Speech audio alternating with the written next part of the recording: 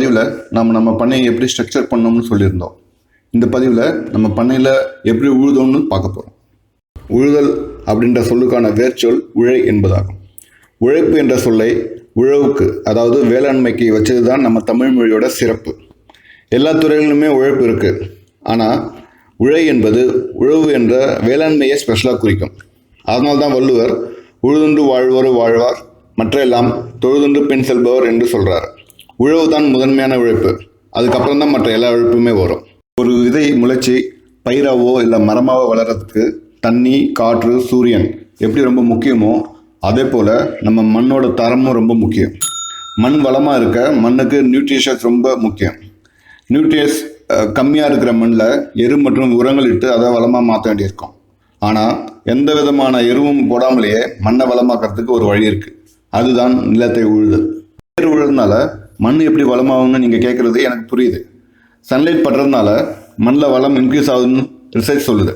உங்களுக்கே தெரியும், சன்லைட் கம்மியாக இருக்கிற இடத்துல எந்த பயிரோ அல்லது மரமோ சரியாக வளர்றதில்லை. அதுக்கு மேலே நம்ம உடம்புக்கு எந்த வியாதியும் வராமல் இருக்கணும்னா சன்லைட் ரொம்ப அவசியம். அதுக்கு ஒரு எக்ஸாம்பிள் சொன்னால் உங்களுக்கு புரியும்னு நினைக்கிறேன். சமீப காலத்தில் நம்ம ஊரில் நிறைய பேருக்கு ஸ்கின் சம்மந்தமான வியாதிகள், அதுவும் பர்டிகுலராக இந்த கொரோனா காலத்தில் ஏற்பட்டுச்சு.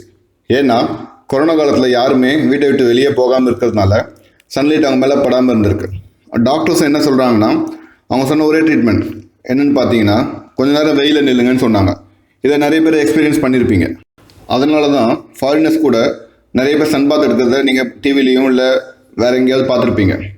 ஏன்னா அவங்களோட பாடி ஸ்கின் டோனை சேஞ்ச் பண்ணுறதுக்காக, அதை ஸ்கின்னை டேனிங் பண்ணுறதுக்காக அவங்க சன்பாத் எடுக்கிறாங்க. இப்படிப்பட்ட சன் லைட்டோட சிறப்பை அந்த காலத்திலே தெரிஞ்சதுனால தான் சிலப்பதிகாரத்தை கூட ஞாயிறு போற்றுதும்னு பாடியிருக்காங்களோன்னு நினைக்கிறேன். நம்ம மண்ணை உழாமல் இருந்தால் சன்லைட் மண்ணோட மேல் பகுதியில் மட்டும்தான் படும். மண்ணோட அடிப்பகுதியில், அதாவது வேர், பயிரோட வேர் போகிற ஒரு அடி அந்த ஏரியாவில் இருக்க மண் மேலே சன்லைட் படாது. அதனால தான் நம்ம மண்ணை உழுது மேல் மண்ணை கீழ் மண்ணை மேலும் கிளறி மாற்றுறோம். மேலும் இறுக்கமான கீழ் மண் லூஸ் சாயிலாக மாற்றப்படுது. மண் லூஸாக இருக்கிறதுனால பெய்கிற மழையும் மண்ணுக்குள்ளே நல்லா பெர்குலேட் ஆக முடியும். மேலும் பயிரோட வேரும் மண் லூஸாக இருக்கிறதுனால ஈஸியாக ஸ்ப்ரெட் பண்ண முடியும். ஆக இப்படி பயிரோட வேர் ஈஸியாக ஸ்ப்ரெட் ஆகிறதுனால மண்ணில் இருக்க நியூட்ரிஷன்ஸும் அது ஈஸியாக எடுக்க முடியும். மண்ணோட மற்றொரு யூஸ் என்னன்னு பார்த்தீங்கன்னா, மண்ணில் இருக்கிற களைப்பயிர்களும் அழிக்கப்படுது. நாம் நம்ம நிலத்தை எப்படி உழணும்னு திருவள்ளுவர் 2000 வருஷத்துக்கு முன்னாடியே சொல்லியிருக்கார். எப்படின்னா, தொடிப்புழுதி கசா உனக்கின் பிடித்தெருவும் வேண்டாது சாலப்படும். அதாவது ஒரு பங்கு இருக்கிற மண்ணை நாம் நன்காக உழுது 1/4 பங்காக ஆகும் வரை நல்லா நுணுக்கி உழுது உலர்த்தினால் ஒரு பிடி எரு கூட இல்லாமல் நிலம் நிரம்ப விளையும் என்று சொல்கிறார். அதே போல் காய்ந்த நாட்டிற்கு கருப்பில்லை அப்படின்னு ஒரு பழமொழி இருக்குது. அதாவது சன்லைட்டில், வெயிலில் மண் நன்கு காய்வதால் மண் வளம் பெற்று விளைச்சல் பெருகும். அதனால் நாட்டில் கருப்பு, அதாவது பஞ்சம் இருக்காது என்று அர்த்தம். மேலும் அகல உழுவதெனும் ஆழ உழு என்ற வழக்கத்தில் இருக்குது. அதையே இப்போது சயின்டிஸ்ட்டும் ஒத்துக்கிறாங்க. அந்த காலத்தில் மாடு, கழுதை, குதிரை, சில இடங்களில் ஒட்டகத்தை வச்சு கூட உழுதுருக்காங்க. ஆனால் இப்போ இருக்கிற காலத்தில் இருக்க கண்டிஷனில், அதாவது மாடுங்க கம்மியாக இருக்குது, ஆளுங்களும் கிடைக்க மாட்டுறாங்க, ரொம்ப நாட்கள் ஆகும். அதனால் நாம் வேறு வழி இல்லாமல் பண்ணையை டிராக்டர் வச்சு விடலாம்னு தீர்மானித்தோம். இயற்கை வேளாண் விஞ்ஞானி அவர் என்ன சொல்கிறாருன்னா, டிராக்டர் வச்சு விழலாம், ஆனால் டிராக்டர் சாணி போடுமான்னு கேட்குறாரு. ஆனால் நமக்கு வேறு வழி இல்லை. நம்ம பண்ணையில் ஸ்ட்ரக்சர் வேலை முடிஞ்சதும் ஒரு வாரத்தில் நல்லா மழை பெஞ்சுது. உடனே நாமளும் சரி நம்ம மண்ணை உழலாம்னு சொல்லி முடிவு பண்ணி மண்ணை குறுக்கா ஒரு சால் உழுதும். சால்னு சொல்லுவாங்க, ஒரு லைன் போகிறது வந்து சால்னு சொல்லுவாங்க. ஸோ குறுக்கா ஒரு சால் உழுதும், அப்புறம் நெடுக்கா ஒரு சால் உழுதும். ரொம்ப வருஷம் விவசாயமே பண்ணாமல் இருந்ததுனால உழுறது ரொம்ப ரொம்ப அவசியமாக இருந்துச்சு.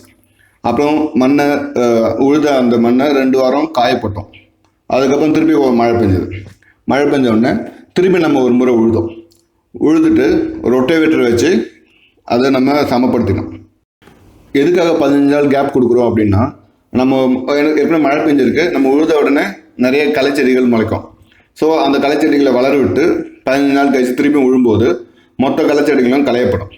மேலும் ரொட்டவேட்டர் வச்சு உழும்போது உழுறதுனால ஏற்பட்ட மண்கட்டிகளும் அப்புறம் களைகளும் இருந்தாலும் ரொட்டவேட்டர் வழியாக மொத்தத்தையும் அது சமப்படுத்திடும். இதுக்கு மொத்தம் எவ்வளோ செலவாச்சுன்னு பார்த்தா, உழுறதுக்காக நம்ம ஒரு 5 மணி நேரம் டிராக்டர் வாடகை எடுத்திருந்தோம். 1 மணி நேரத்துக்கு 1200 வீதம் 5 மணி நேரத்துக்கு 6000 ரூபா செலவாச்சு. அதுக்கப்புறம் ரொட்டவேட்டர் யூஸ் பண்ணோம். ரொட்டவேட்டர் ஒரு 4 மணி நேரம் ஓடிச்சு. 1 மணி நேரத்துக்கு 1300 வீதம் 1200 ரூபா ஆச்சு. மொத்தம் உழுறதுக்கும் ரொட்டவேட்டருக்கும் சேர்த்து நம்மளுக்கு 11200 ரூபா செலவாச்சு. உங்களுக்கு இந்த பதிவு பிடிச்சிருந்தால் லைக் பண்ணுங்கள், ஷேர் பண்ணுங்கள். மேலும் நம்மளோட அடுத்தடுத்த பதிவுகளுக்கான சப்ஸ்கிரைப் பண்ணுங்கள். நன்றி.